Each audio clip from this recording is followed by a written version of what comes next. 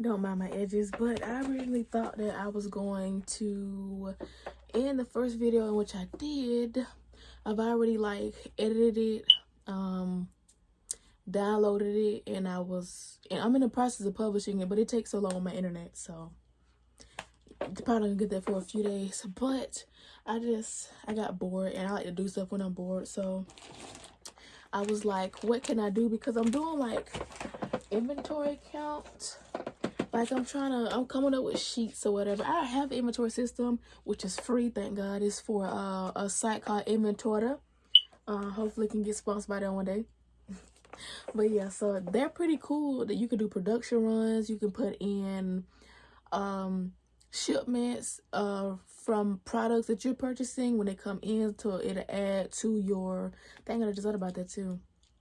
Okay, that'll be helpful to me with what I purchased, but amen.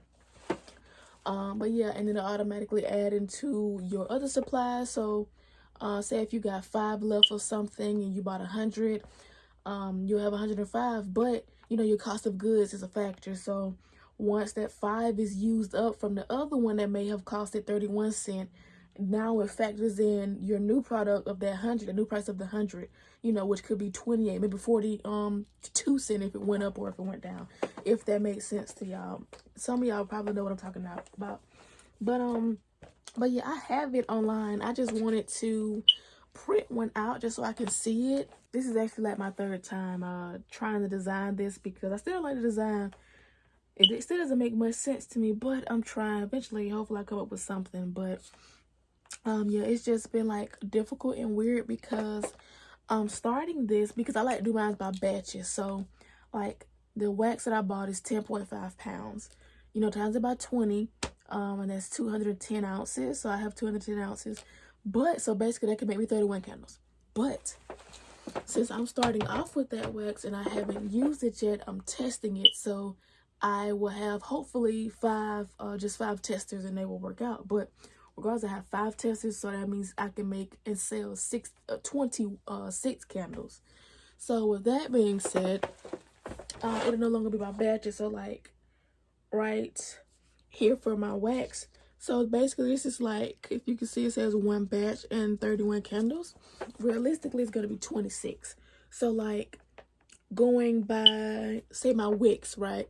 So usually I'll buy in a pack of 100. And if I can make 31 candles per batch of that 10.5 pound wax, 100 divided by 31 would give me 3. I can make 3 point something batches, but I'm going by 3. So whatever is left is when I buy the new materials and new supplies and whatnot. So that means I can make 36 candles 3 times before I have to buy another set of wicks, if that makes sense. I think I described that well. But yeah, so since I'm doing that, and it's like I was trying to see how was I gonna do my wick stickers, because I have 1,120 of these, and so far I've only used 2 of them. So I'm like, okay, how am I going to like count these in? I'm a perfectionist, so I like to start from the top, meaning 1,120 divided by 31. But what it's gonna get me is what I have left, so like 1,100 and maybe like 16, you know, but that'll be divided by 31 instead of it giving me, it says 36 batches. So basically 1,120 would divide into 31, or with 31, you know, the other way around, would divide into that 36 times. But it's not going to be that, because I'm using some of them type thing. So I like to go ahead and start with my numbers, but in my head, I just got to know and make sure that I remember that, okay, when I do buy my supplies and rebuy and whatnot, just print out a new sheet and whatnot. And then I can start with fresh numbers. Like for my fragrance oil, I can start with fresh numbers and actually start at 8 ounces, if that makes sense to y'all. But yeah, that's just inventory talk. So y'all can see me just do some board work just to wick these. I don't even know what the word for this is, like the term for that, because it's not, you're not wicking anything, but you're putting the wick sticker on the wick. So I don't know, but I'm gonna just go ahead and do that so I can fill it in on here because I was kind of confused about what my numbers were going to be like when I do make testers and whatnot. But I think it'll make it easier, because basically, like, when I make my testers, like, basically, as you can see with the one that I haven't made yet, I still have to make this one. I've been putting it off. But this one, this is how far my wick goes up, right? This is a 7-ounce jar. Well, a whole 7 ounces, 7-ounce candle, not a 7-ounce jar. I think it's a 10-ounce jar maybe, but it holds 7 ounces worth of wax. So this is the wick in itself. This is LX20. This is the wax that I was originally using, that I am like currently just like burning, just because I still get some type of scent throw. It's not the best, which is why I'm buying another wax. But yeah, so basically when I put the wax in here, it fills it up to around here, I'd say.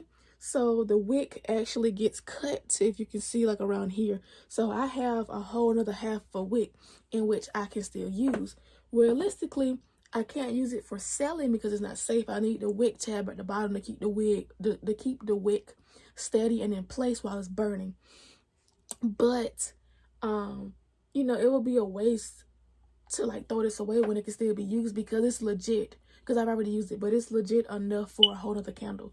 So I can, so for like wickless testing, I can just pour the wax in, poke a hole, put it in, and I still have enough on top to keep it in place and to cut it still. So one wick is enough to make 2 candles for me. So basically what I'm gonna do is I'm gonna use it for testing. But the thing is, with some of my scents, I'm gonna have to use a wick sticker, just because, well, I'm going to choose to, because I still have, with the new wax, I have to know the burn time. So when I'm sending to my customers, I know that it can burn 10 to 20 hours, 25 to 30 hours. And granted, it is a smaller candle. So if you burn it for more than 3 to 4 hours, then, you know, more than the recommended time, then it's going to go by faster, which I have done. I try to go by the 3 to 4 hours, but I also have to be realistic and know that people don't usually do that. So yeah, if your candle go out quicker than that, that's why disclaimer is going to be, say if it goes 30 hours, but if you burn it for more than 3 to 4 hours, then like recommended, it may be 14, it may be 10 hours, maybe 15. So it's just about how diligently you burn it. But yeah, it will be a waste of money not to use the other half of the wick and just keep using these and throwing these away, or even keeping them for testing like later on, because I have a few scents that I want to bring into my line later. But you know, as of now, we got these. So what I plan to do, and which I already put in on my inventory thing with the new tester candles that I have some of them with the cost of goods having a wick, and the others without, because when I cut it, this isn't 2 wicks, it's only one. So one is gonna have to have the price of 1 wick, while the other is gonna be like wickless, if that makes sense or whatever. But like I was saying, I have to know how it burns down all the way, and I also have to know the burn time. So a few of the candles are gonna be the ones that are wickless, and then some of them are going to be ones with the wick tab at the bottom, just to use both pieces. In which before, when I did my other testing, I cut both of them. Like I used the piece from the top in one candle, and I used the piece from the bottom in another, but I cut off around the tab so I could do wickless with that too, and just threw away the tab. But I'm not gonna do that, because like I said, saving money on testers, and I have to know how it burns down all the way for safety reasons, and also have to know the burn time on them.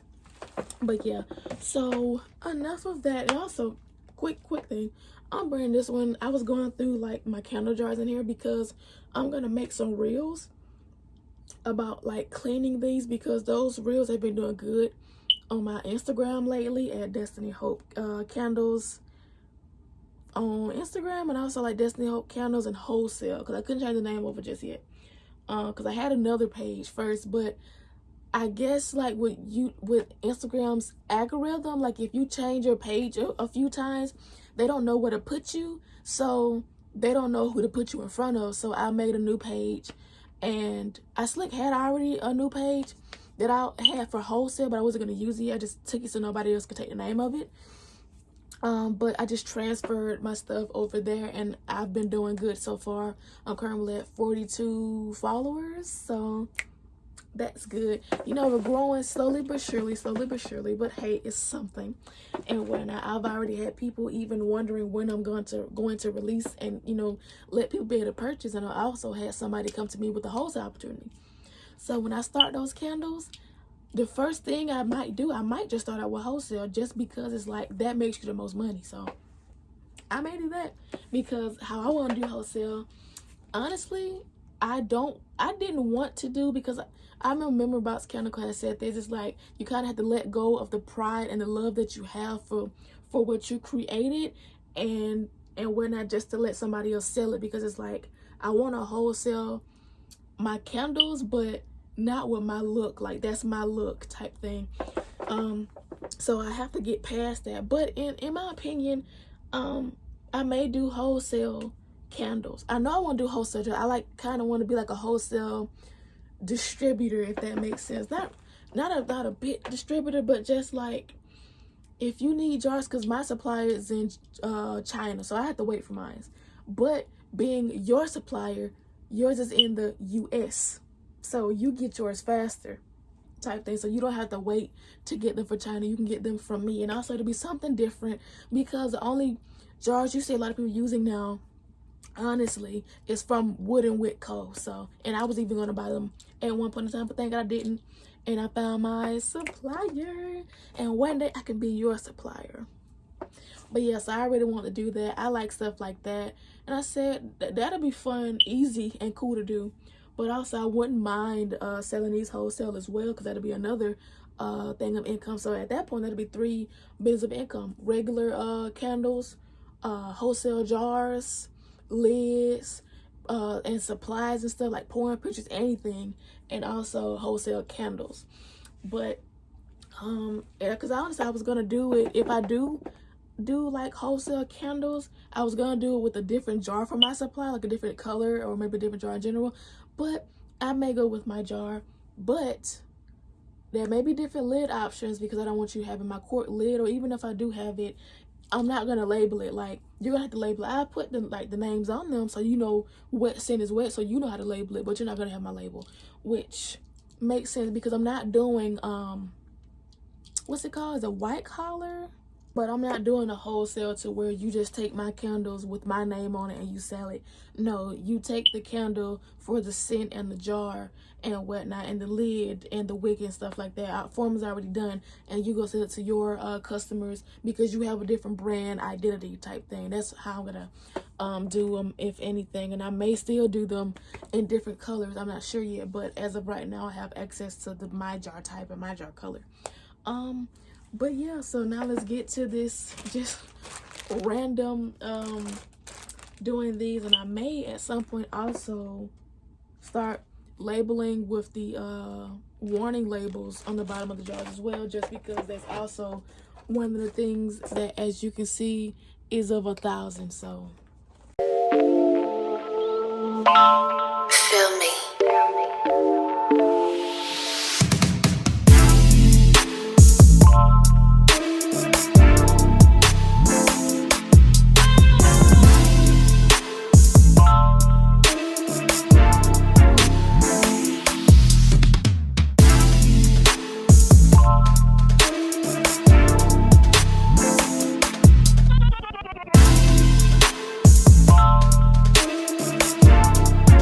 Turns out I wasn't even recording that part. I'm going to look here real quick and see, just to get the content. I'm gonna look there and see, just so I can get the content for y'all, what size wick that my other 2 jars sizes, that I'm not doing them yet, but you know, when I grow out, I'll start doing them. So at some point I will use those wicks and whatnot, but you know, I'm not using them now. But by getting the content, I don't want to put it on a wick that I'm not even going to use, probably throw away, or I mean, I keep it because I need it at some point, maybe to test a jar or something. But like with my other size jars, why not go ahead and wick the wicks that I can actually use in a later jar that I will be using.